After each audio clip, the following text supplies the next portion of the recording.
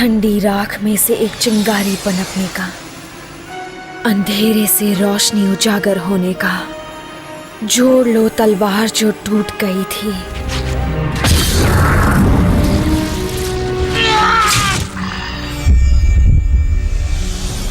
खाली सिंहासन पर फिर होगा हकदार का राज।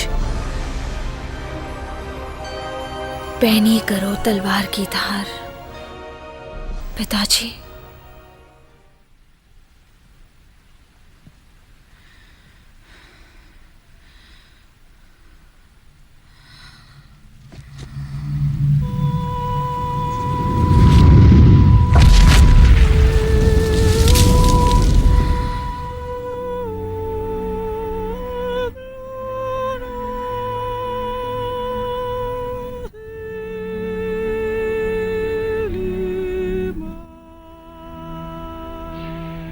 तुम्हारे हाथ ठंडे हैं।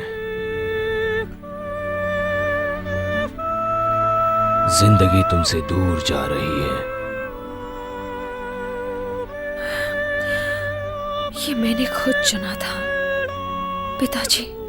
अब आप चाहो ना चाहो, ऐसा कोई भी जहाज नहीं है जो मुझे आगे ले जा पाएगा।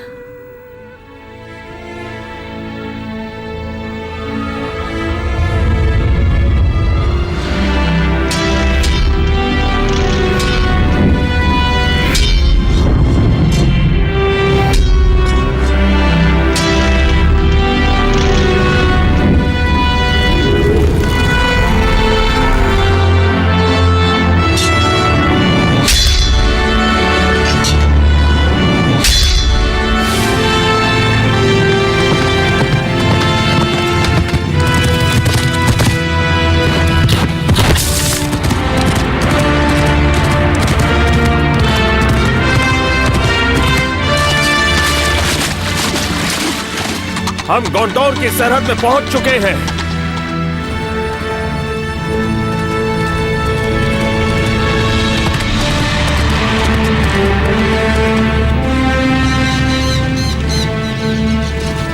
मिनास टिरिथ, राजाओं का शहर।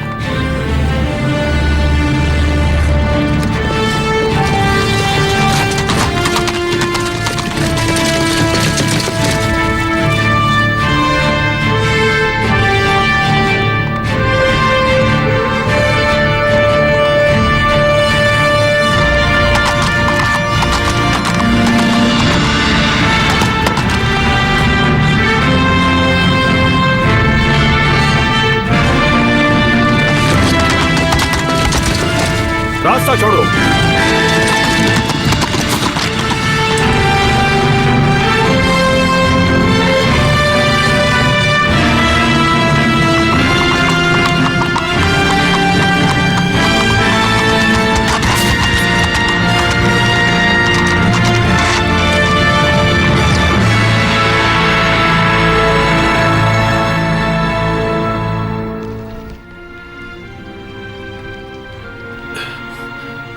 यही वो पेड़ है। गैंडल्फ, गैंडल्फ! हाँ, गोंडोर का सफेद पेड़। ये राजा का पेड़ है, लॉर्ड डेनेथोर। हालांकि राजा नहीं है, सिर्फ एक खिदमतकार है, राजगद्दी के रखवाले। अब गौर से सुनो। लॉर्ड डेनेथोर बोरोमिर के पिता हैं। उनके प्यारे बेटे की मौत की खबर उन्हें सुनाना अक्लमंदी नहीं होगी। फ्रोडो और रिंग का जिक्र भी मत करना, एरागॉन के बारे में भी नहीं। दरअसल तुम मुंह ही मत खोलना तो बेहतर होगा।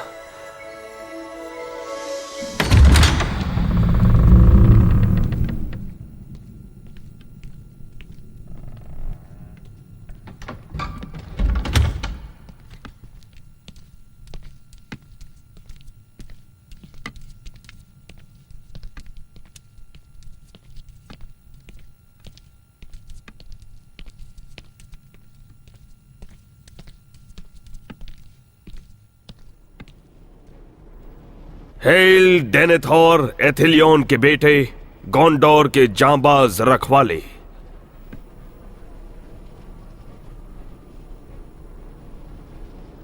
मैं दुख की घड़ी में यहां आया हूं, आपका दुख बांटने। शायद तुम कुछ सफाई देना चाहोगे।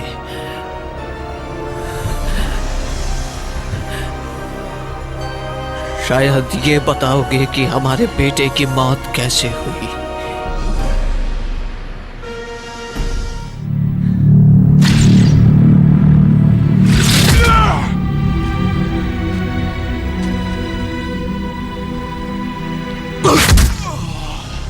बोरोमीर हमारे लोगों को बचाते हुए शहीद हुआ।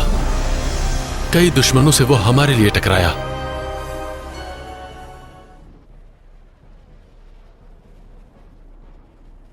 आप मुझे अपनी खिदमत में ले लीजिए, शायद तभी मैं उसका कर्ज उतार सकूं। पहले तो हमें इसका जवाब दो कि तुम कैसे बच गए और वो न बच सका, जबकि वो बहुत बहादुर था।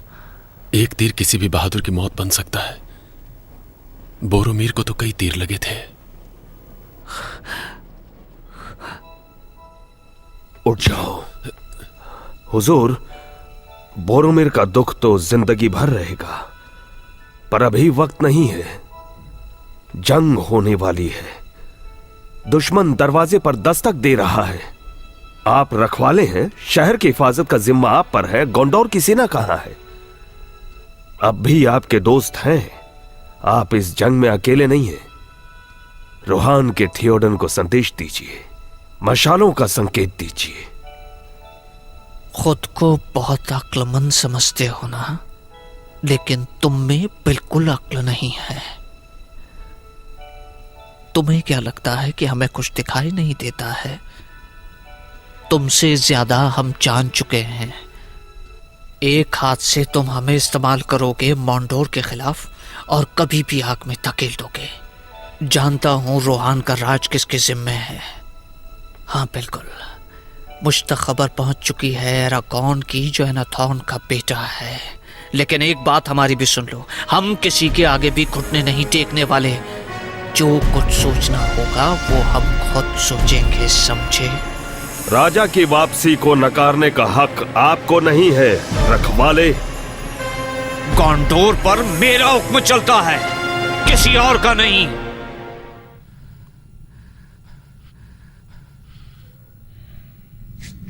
चलो।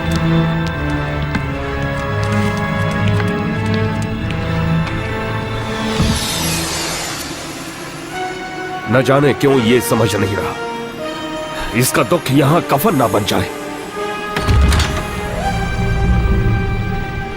हजारों सालों से यह शहर जी रहा है, अब एक पागल की सोच इसे बर्बाद कर देगी।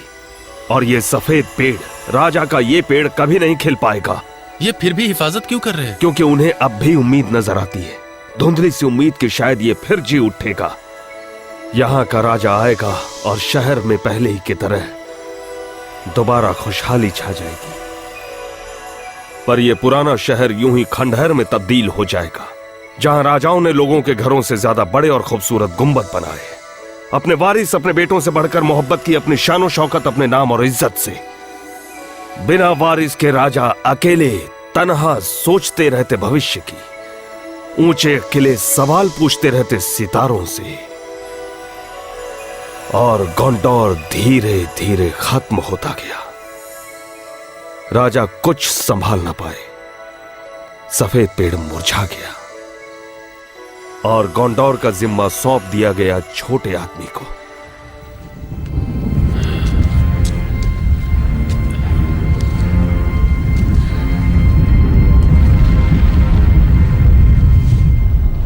मॉर्डोर आ रहा है। अंधेरों में जीने की आदत है इस शहर को। तूफान चला रहा है। ये कोई कुदरती तूफान नहीं, सौरन का बनाया हुआ जलजला है। उसके आने से पहले की दहशत है ये। मॉर्डोर को सूरज की रोशनी नापसंद है, इसलिए यह तूफान सूरज को ढक कर जंग के रास्ते को आसान बना देता है। मॉर्डोर की परछाई यहां पहुंचते ही जंग छिड़ जाएगी। अच्छा,